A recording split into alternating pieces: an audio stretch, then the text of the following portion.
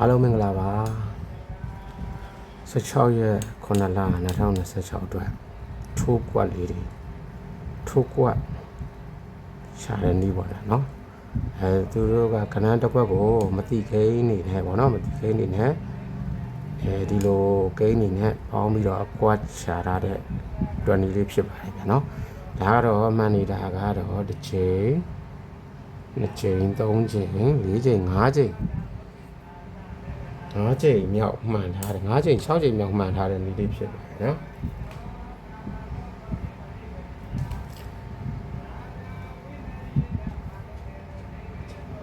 5ချိန်မှန်ထားတဲ့နည်းလေးဖြစ်ပါတယ်နော်တစ်ချိန်နှစ်ချိန်3ချိန်4ချိန်5ချိန်မှန်ထားတဲ့နည်းလေးဖြစ်ပါတယ်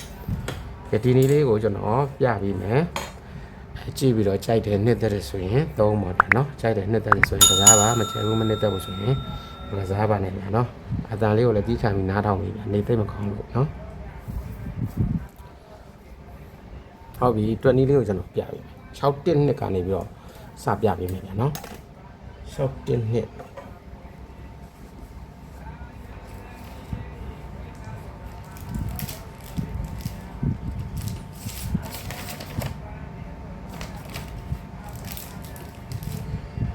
ဟုတ်ပြီထွက်ထားတယ်ဒီမှာ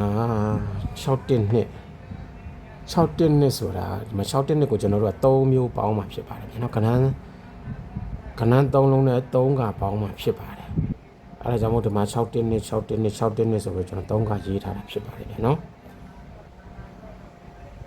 အဲ့ဒီမှာပထမ6တစ်နှစ်ကိုကျွန်တော်တို့4 5 6နဲ့ပေါင်းမယ်ဗျာနော်4 5 6နဲ့ပေါင်းမယ်6တစ်နှစ်ကို4 5 6နဲ့ပေါင်းမယ်နှစ်နဲ့6နဲ့ပေါင်းတော့ဒီမှာ8လို့ရတယ်နော်ဖြတ်ထားတယ်ဒီမှာ1နဲ့5နဲ့ပေါင်းမယ်1နဲ့5နဲ့ပေါင်းတော့ဒီမှာ6လို့ရမယ်6နဲ့4နဲ့ပေါင်းမယ်6နဲ့4နဲ့ပေါင်းဒီမှာ3ရလို့ရတယ်နော်ပြီးတော့ဒီလိုပဲ6တစ်နှစ်ကို1 1 3ရဆိုတဲ့ခဏ3လုံးနဲ့ပေါင်းမှာဖြစ်ပါတယ်အဲ့တော့ဒီမှာ2နဲ့3ရနဲ့ပေါင်းတော့ဒီမှာဆိုလို့ရှိရင်2လို့ရမယ်1နဲ့1နဲ့ပေါင်းရင်ဒီမှာ2လို့ရမယ်6နဲ့1နဲ့ပေါင်းလို့ရှိရင်ဒီမှာခွန်လို့ရတယ်ဗျာနော်ဒီမှာဆိုလို့ရှိရင်6တစ်နှစ်ကို4 5 6နဲ့ပေါင်းတယ်6တစ်နှစ်ကို1 1 3ရနဲ့ပေါင်းတယ်နောက်တစ်ခုရေးရအောင်နော်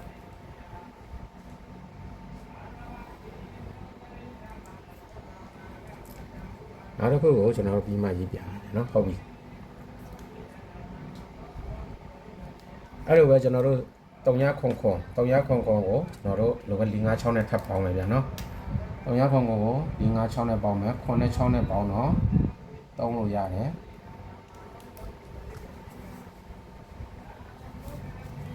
9နဲ့6နဲ့ပေါင်းတော့ဒီမှာ3လို့ရတယ်ဗျာနော်5နဲ့9နဲ့ပေါင်းတော့ဒီမှာ2လို့ရတယ်3ရနဲ့4နဲ့ပေါင်းတော့ဒီမှာ4လို့ရတယ်ဒီဘက်မှာလည်း3ရခွန်ကို4 5 6ဖြစ်သွားတယ်ဒီမှာမှားသွားပြီ4 5 6မို့1 1 3ရဖြစ်sorry 3ရခွန်ကို4 5 6နဲ့တစ်ခါပေါင်းတယ်ပြီးလို့ရှိရင်ဒီဘက်မှာ1 1 3ရနဲ့တစ်ခါပေါင်းတော့ပါနော်အဲ့တော့ဒီမှာ3ရခွန်ကို1 1 3ရနဲ့ပေါင်းမယ်3ရနဲ့9နဲ့ပေါင်းရင်ဒီမှာခွန်လို့ရမယ်9နဲ့1နဲ့ပေါင်းရင်ဒီမှာ8လို့ရမယ်ဒီမှာ3ရနဲ့1နဲ့ပေါင်းရင်ဒီမှာ1လို့ရမယ်ဟုတ်ပြီအဲ့လိုပဲကျွန်တော်တို့3 8ခွန်ထွက်တဲ့အချိန်မှာဆိုလို့ရှိရင်လည်းဒီ5 6နဲ့ပေါင်းမယ်အဲ့ဒီမှာ9နဲ့6နဲ့ပေါင်းတော့ဒီမှာ3လို့ရမယ်5နဲ့8နဲ့ပေါင်းရင်ဒီမှာ3လို့ရမယ်3နဲ့4နဲ့ပေါင်းလို့ရှိရင်ဒီမှာ9လို့ရမယ်နော်ဒီမှာဆိုလို့ရှိရင်လည်း3 8ခွန်ကို1 1 3ရနဲ့ပေါင်းမယ်3ရနဲ့9နဲ့ပေါင်းရင်ဒီမှာ9လို့ရမယ်8နဲ့1နဲ့ပေါင်းရင်ဒီမှာ9လို့ရမယ်3နဲ့1နဲ့ပေါင်းရင်ဒီမှာ4လို့ရမယ်နော်ဟုတ်ပြီ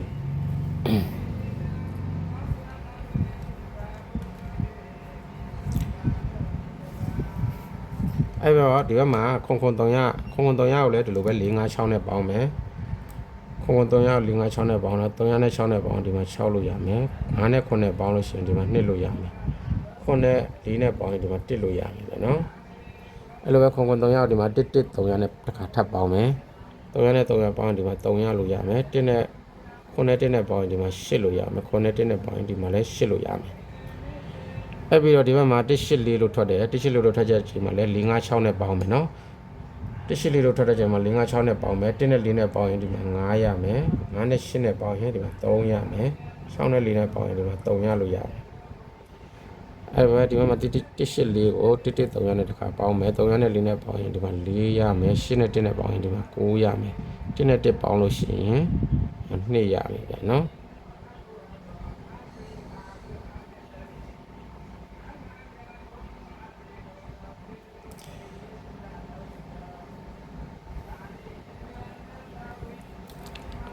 ဟုတ်ပြီအခုတော့အဲ့တော့495ထွက်တဲ့အချိန်မှာပေါ့နော်အခုပြီးခဲ့တဲ့အချိန်က495လို့ထွက်တယ်495ထွက်တဲ့အချိန်မှာဆိုလို့ရှိရင်လည်း495 456နဲ့ပေါင်းမယ်4နဲ့4နဲ့ပေါင်းတော့ဒီမှာ8လို့ရမယ်9နဲ့5နဲ့ပေါင်းတော့ဒီမှာ4လို့ရမယ်6နဲ့5နဲ့ပေါင်းရင်ဒီမှာ1လို့ရမယ်ဒီဘက်မှာလည်း495ကို113ရနဲ့ပေါင်းမယ်3ရနဲ့5နဲ့ပေါင်းရင်ဒီမှာ5လို့ရမယ်9နဲ့1နဲ့ပေါင်းရင်3ရလို့ရမယ်4နဲ့1နဲ့ပေါင်းလို့ရှိရင်5လို့ရမယ်ဟုတ်ပြီဒါပေါင်းခြင်း2မျိုးနဲ့အကုန်လုံးကျွန်တော်ပေါင်းပြီးသွားဟုတ်ပြီနောက်တော့ပေါင်းခြင်းတစ်မျိုးနဲ့ကျွန်တော်လာပြပြီပေါင်းခြင်းတစ်မျိုးပြပြီးတယ်နော်ပေါင်းခြင်းတစ်မျိုးကတဲ့ပေါင်းခြင်းတစ်မျိုးက612ကိုဒီမှာကျွန်တော်တို့ခွန်85နဲ့ပေါင်းမယ်နော်ခွန်85ဆိုတဲ့အနေနဲ့ပေါင်းမယ်ဒါလည်းရေးလိုက်မယ်နော်ခွန်856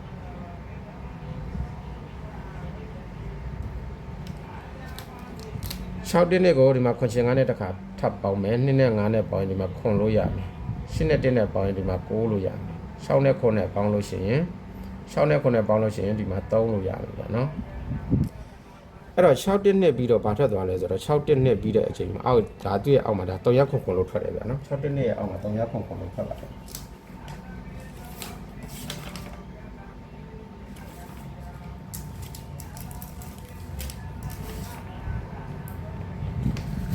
ဒီမှာဒီစာရွက်လေးနဲ့ပဲပြထားမယ်နော်ကျွန်တော်လက်ဆိုင်နဲ့ရှာထားတဲ့စာရွက်လေးနဲ့ကျွန်တော်ပြပြမယ်နော်မြင်ရလားမသိဘူးမနော်6တင်းနဲ့အောက်မှာဆိုလို့ရှိရင်6တင်းနဲ့အောက်မှာဆိုလို့ရှိရင်ဒီမှာနော်3ရခွန်လို့ထွက်တယ်နော်ဒါလည်းလက်ဆိုင်လေးနဲ့ရှာထားတဲ့အနည်းလေး6တင်းနဲ့အောက်မှာ3ရခွန်လို့ထွက်တယ်နော်6တင်းနဲ့အောက်မှာ3ရခွန်လို့ထွက်တယ်3ရခွန်ပြီးရင်3ရခွန်ပြီးလို့ရှိရင်သူ့ရဲ့အောက်မှာ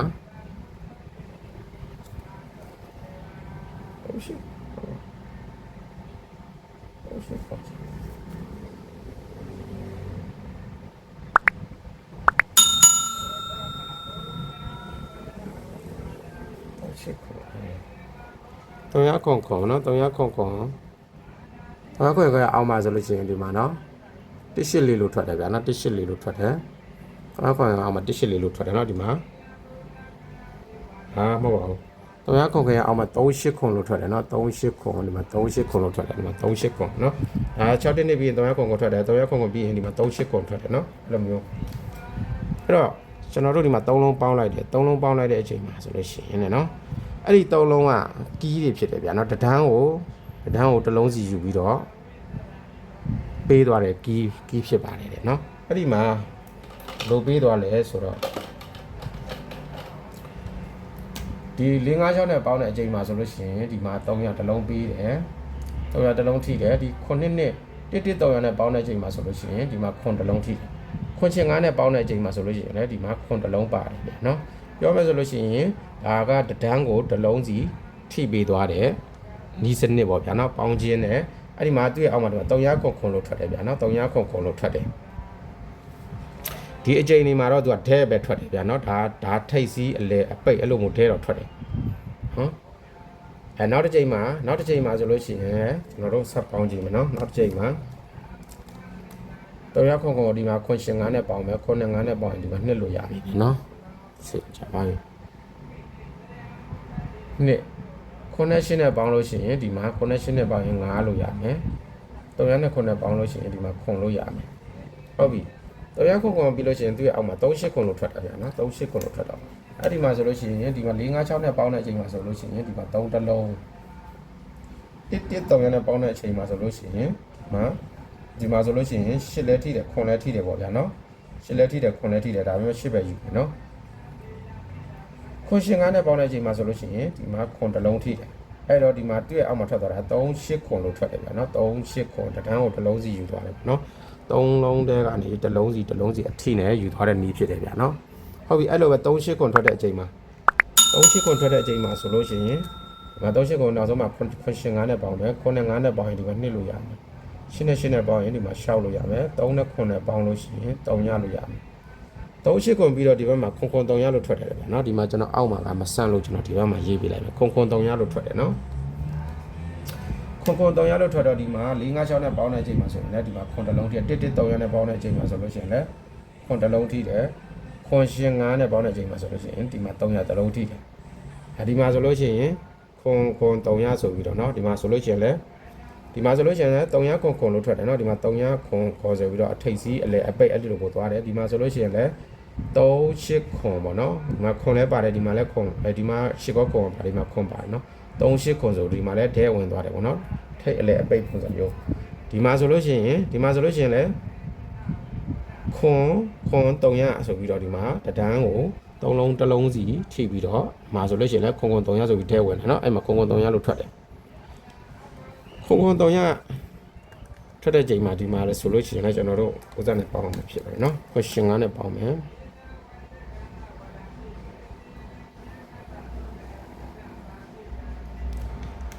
ပြခွန်ရှင်9နဲ့ပေါင်းမယ်ဒီမှာ300နဲ့9နဲ့ပေါင်းရင်ဒီမှာ9လို့ရမယ်ခွန်နဲ့8နဲ့ပေါင်းလို့ရှိရင်လည်းဒီမှာ9လို့ရမယ်ခွန်နဲ့9နဲ့ပေါင်းလို့ရှိရင်ဒီမှာ4လို့ရမယ်ခွန်300ပြီးတော့ခွန်300ရဲ့အောက်မှာဘာထွက်သွားလဲဆိုတော့184လို့ထွက်တယ်ဗျာနော်184လို့ထွက်တော့ဒီမှာဆိုလို့ရှိရင်4 5 6နဲ့ပေါင်းတဲ့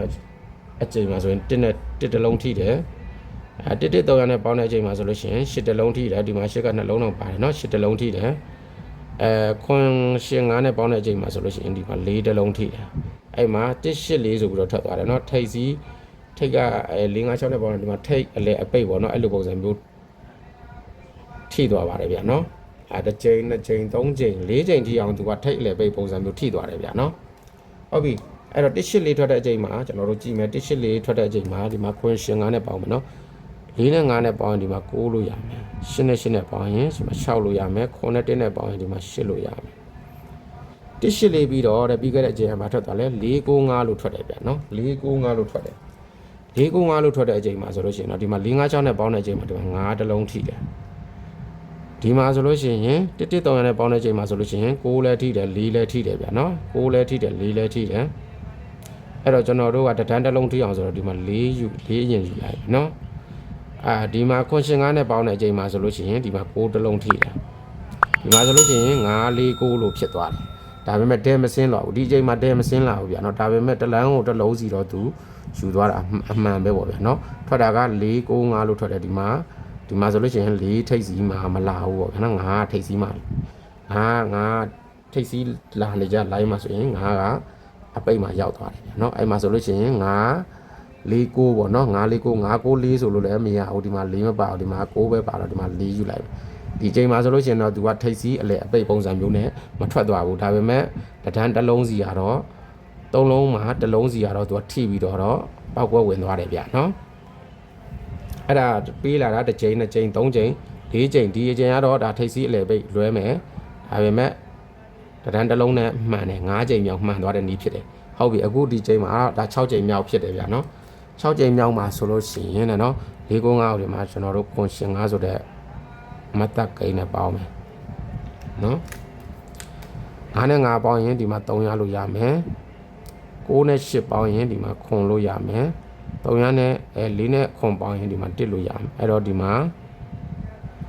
814ဆိုတဲ့ခဏန်းရဲ့9 5ဆိုတဲ့3လုံးရဲ့1ခွန်300ဆိုတဲ့3လုံးရဲ့ဒီမှာ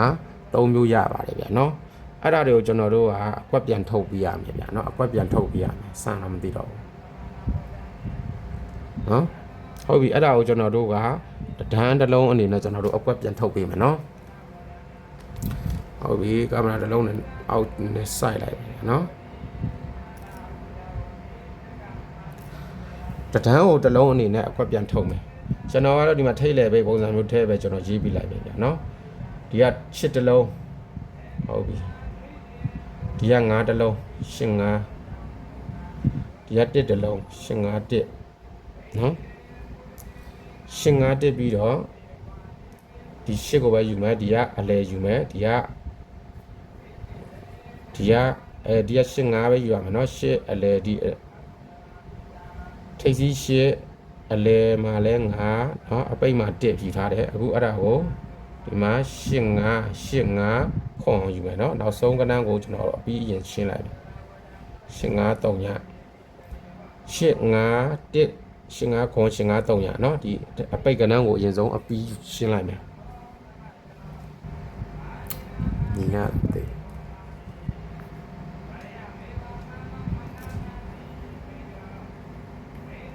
ဟုတ်ပြီเนาะအဲ့တော့ဒီနောက်ပိတ်ကဏ္ဍ3လုံးအထိုင်ချလိုက်ပြီเนาะ1ခွန်3ညဆိုပြီးတော့ဒီမှာအထိုင်ချလိုက်ပြီအမှ3လုံး3ခွက်ထည့်လိုက်เนาะဆက်ပြီးတော့ပဲရေးလိုက်မယ်အဲ့ပြီးတော့8ကိုဒီမှာ9ယူပြီးသွားပြီဆိုအလဲမှာ9ယူပြီးတော့အလဲမှာ3ညယူမယ်8 3ည8 3ည1 8 3ညခွန်8 3ည3ညမြင်ရလားမြင်တော့မြင်ရနော်ဟုတ်ပြီဒါကပြီးလို့ရှိရင်ဒီ85နဲ့ပြန်ယူမယ်ဗျာနော်85နဲ့ကဒီမှာတိုက်ဆိုင်နေတယ်မရေးပြတော့ဘူးနော်ရေးလည်းမရှိလို့ရှိရင်ဒီမှာ8ပထမဆုံး8ကိုယူထားတယ်8ကို85 1 85ခွန်85 3ညလို့ယူထားတယ်ပြီးတော့8 3ည1ခွန်3ညပါနော်8 3ညနဲ့1ခွန်3ညအပိတ်ကိုယူထားတယ်နော်အဲ့တော့ဒီမှာ85ဒီမှာ9နှလုံးထပ်နေတယ်ဆိုတော့ရေးလို့ရှိရင်ဒီတိုင်းပဲလာမှာနော်85 1 85ခွန်85 3ညလို့ပဲလာမှာအဲ့မှာခဏထပ်နေပြီကျွန်တော်မရေးတော့ဟုတ်ပြီအဲ့တော့ကျွန်တော်တို့4ယူမယ်ဒီမှာ4ထိန်းနဲ့ယူမယ်4ထိန်းနဲ့9အလဲ1ခွန်3ညအပိတ်နော်အဲ့ဒီမှာဆိုလို့ရှိရင်4 5 1 4 5ခွန်4 5 3ညဟုတ်ပြီအဲ့ပြီးတော့4 5ပြီးတော့4 3ညလာမယ်4 3ည1 4 3ည1ခွန်3ညပေါ့နော်1ခွန်1ခွန်3ဆိုတော့ဒီလို4 3ည1 4 3ညခွန်4 3ည3ညဟုတ်ပြီနော်အဲ့တော့4 5ဆိုတော့ဒီတိုင်းပဲပြန်လာမယ်ဗျာနော်4 5 1 4 5ခွန်ဒီမှာခဏထပ်သွားပြီဒီမှာနှလုံးဖြစ်နေတဲ့အတွက်သူခဏထပ်သွားတယ်အဲ့တော့ဒီမှာမရေးတော့ဘူးနော်အဲ့တော့4 5ပြီးတော့ဒီ1နဲ့လာမယ်1 5 1 1 5 1 1 5 ခွန်1 5 3ညနော်ဒီမှာအထိပ်စီးကျွန်တော်ကဒီအပေါ်အပုံစံအတိုင်းထိပ်စီးနေရာမှာပဲကျွန်တော်ထားရေးထားတယ်เนาะဒီအချိန်မှာတော့သူကထိတ်လေပိတ်သူကပုံမှန်မလာသွားဘူးเนาะမလာသွားဘူးဆိုတော့ကျွန်တော်ကတော့ဒီမှာထိတ်လေပိတ်ထိပ်စီးနေရမှာပထမဆုံးပေါင်းတဲ့ဟာထိပ်စီးအနေနဲ့ဆင်းလာခဲ့တာပဲเนาะဒုတိယမှာကြတော့လဲအလဲအနေနဲ့ဆင်းလာခဲ့တယ်ဒီချိန်မှာတစ်ချိန်မှာပဲသူကအထိုင်ချင်းသွားတယ်ဒါပေမဲ့ပေါက်ကနန်းကတော့သူကဝင်သွားပါတယ်ပေါ့ဗျာเนาะအဲ့တော့ဟုတ်ပြီ1 5 1 5 1 1 5ခွန်1 5 3ညဟုတ်ပြီပြီးတော့ဒီ1 3ညလာမယ်1 3ညဒီ1 3ညခွန်1 3ည3ညဟုတ်ပြီအဲ့တော့အဲ့ဒီကနန်းဒီတဒန်းတစ်လုံးနဲ့ယူပြီးတော့ထုတ်လိုက်တာကနန်းတစ်ကွက်နှစ်ကွက်သုံးကွက်လေးကွက်ငါးကွက်6ကွက်9 10 11 18ကွက်ရတယ်ဗျာနော်18ကွက်အဲ့ဒီမှာကျွန်တော်ရေးလိုက်မယ်16ရက်9လ16အတွက်ကစားကွက်ပေါ့နော်18ကွက်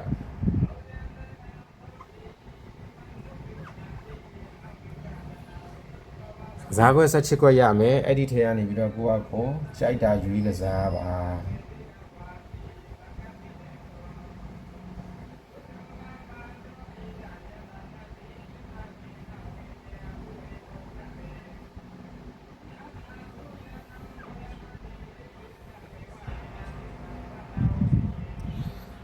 ကဲကစားကွက်ကတော့ဒီနီးပုံစံနဲ့ကတော့ကစားကွက်18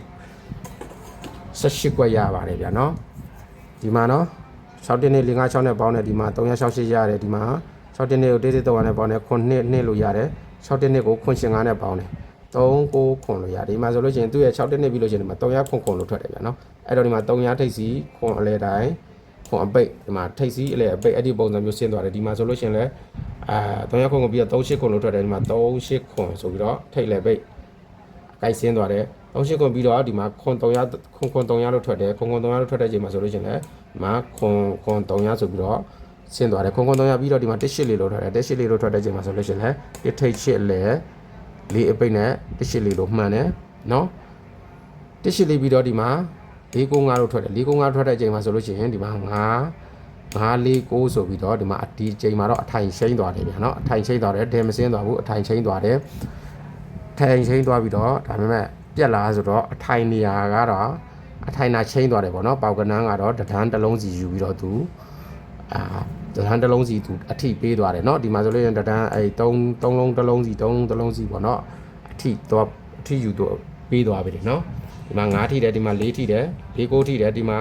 6ထိလို့ရှင်ဒီမှာ4မပါမယ်4မပါဘူးဖြစ်နေတော့ဒီမှာ4ကိုပဲယူလိုက်တယ်အဲ့ဒီမှာ9 4 9လို့ထိတ်လဲပိတ်ကြာဆိုလို့ရှင်9 4 9လို့ဖြစ်အောင်ပါပေါ့เนาะထွက်တာက495လို့ထွက်သွားတယ်ဗျာเนาะအထိုင်ချင်းသွားတယ်ဒီချိန်မှာတော့အထိုင်ချင်းသွားတယ်အခုဒီချိန်မှာက8လေး1 935 103ဆိုပြီးတော့ရတယ်အဲ့တော့ကျွန်တော်8ထိပ်စီးနဲ့ဒီထိပ်စီးလိုင်းကိုဒီမှာထိပ်စီးမှာပဲကျွန်တော်ထားပေးထားတယ်ဒီမှာအလဲလိုင်းကိုလည်းအလဲလိုင်းမှာထားတာပြီးတယ်เนาะဒီအပိတ်လိုင်းကိုလည်းဒီမှာ103ပိတ်ဆိုတော့103အပိတ်နဲ့ကျွန်တော်ထားထားပေးတယ်အဲဒီလိုအကွက်ချလိုက်တော့ဒီမှာ18ကွက်ရတယ်ဗျာเนาะဒီ18ကွက်တွေကနေပြီးတော့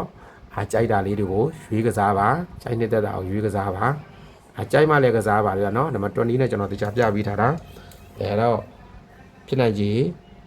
ကံပေးရင်တော့ရမှာပဲပေါ့เนาะရာကန်တရားနဲ့ပဲဆိုင်တယ်ကြိုက်နေတဲ့မှာကစားကြိုက်တာရွေးကစား18ကွက်လုံးမှာကစားနိုင်ရင်ကြိုက်တဲ့အကွက်ကိုရွေးကစားမှာဖြစ်တယ်เนาะအကုန်လုံးထိုးရမှာလားဒီအများကြီးထိုးရမှာလားဒီကျွန်တော်ဟိုလာမမီနဲ့ကြိုက်နိုင်ကြိုက်ရင်ကြိုက်တဲ့အကွက်ထိုးနိုင်ရင်အကုန်ထိုးနိုင်ရင်အကုန်ထိုးအကုန်မထိုးနိုင်ရင်အကုန်မထိုးနဲ့ကျွန်တော်ပြပေးထားတယ်9300ကီ9300လုံးပိုင်လည်းရှိတယ်เนาะ9300ကီလည်းရှိတယ်ဟေး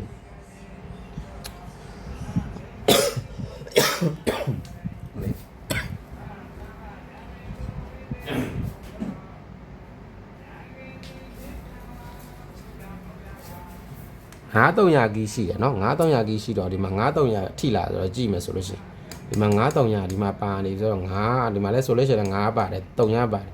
5ပါတယ်300ပါတယ်5ထိတယ်300ထိတယ်9300ကီရတော့ဒီမှာအကုန်ထိနေတယ်ဗျာเนาะ9300ကီရတော့အကုန်ထိနေတယ်ကျွန်တော်ထပ်ပြီးတော့နည်းနည်း short ပြပေးမယ်เนาะတချို့ကွန်နည်းနည်းပဲထုတ်ချင်ပြီးလို့ရှိရင်ကျွန်တော်ပြပေးထားတယ်မာစတာလေးလုံးပရိတ်က2308ရှိတယ်เนาะ2308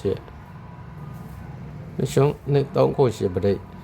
အဲ့တော့2308ပရိတ်ထိတာပဲရွေးထိုးမလားဒါပေမဲ့ကျွန်တော်ပြောမယ်เนาะကျွန်တော်2308ပရိတ်ကမှန်မလားဆိုတော့ကျွန်တော်အမှမခံဘူး20နဲ့တော့ပြပေးထားတယ်9300ကီကလည်းမှန်မလား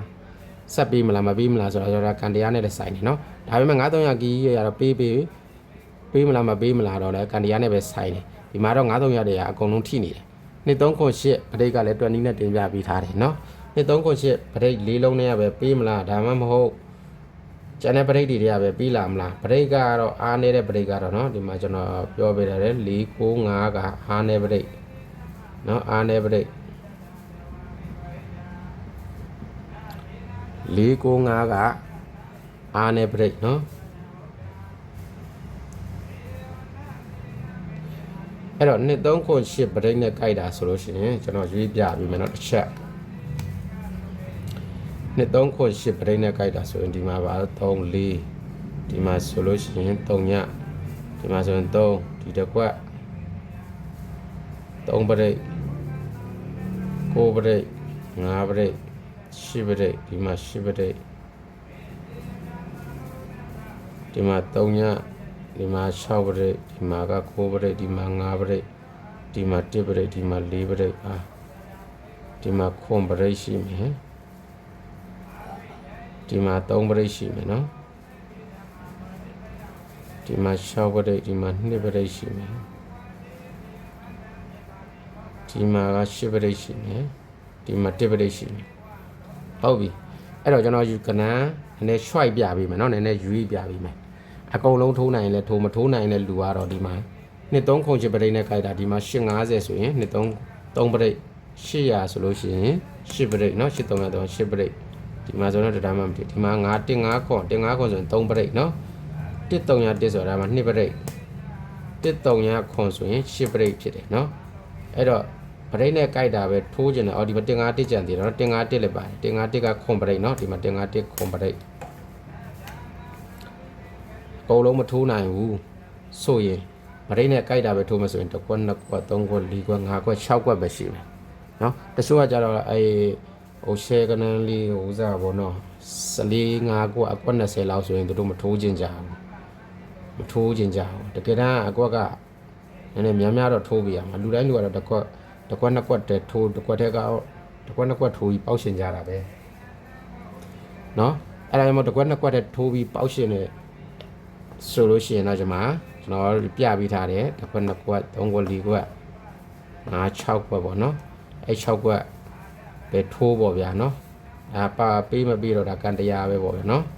6ကွက်ပဲထိုးဒါပရိနဲ့ကြိုက်တာကျွန်တော်ရွေးပြပေးတာ9300ကီရတော့9300ကီရအကုန်လုံးထိတယ်နော်9300ကီရအကုန်ထိတယ်ဒီ3ခွန်ချစ်ပရိနဲ့ကြိုက်တာဒီဟာတွေရှိတယ်နော်495ပရိကအားနေတယ်495ပရိနဲ့မလာဘဲနဲ့ဒီ3ခွန်ချစ်ပရိမလာဘဲနဲ့ကျန်တဲ့ပရိကနောက်ထပ်ဘယ်နှလုံးကြအောင်မလဲမလေးလုံးဆိုတော့4လုံး3လုံး9လုံးဆိုဒီမှာ3လုံးကြအောင်3လုံးကပါကြမလဲဆိုတော့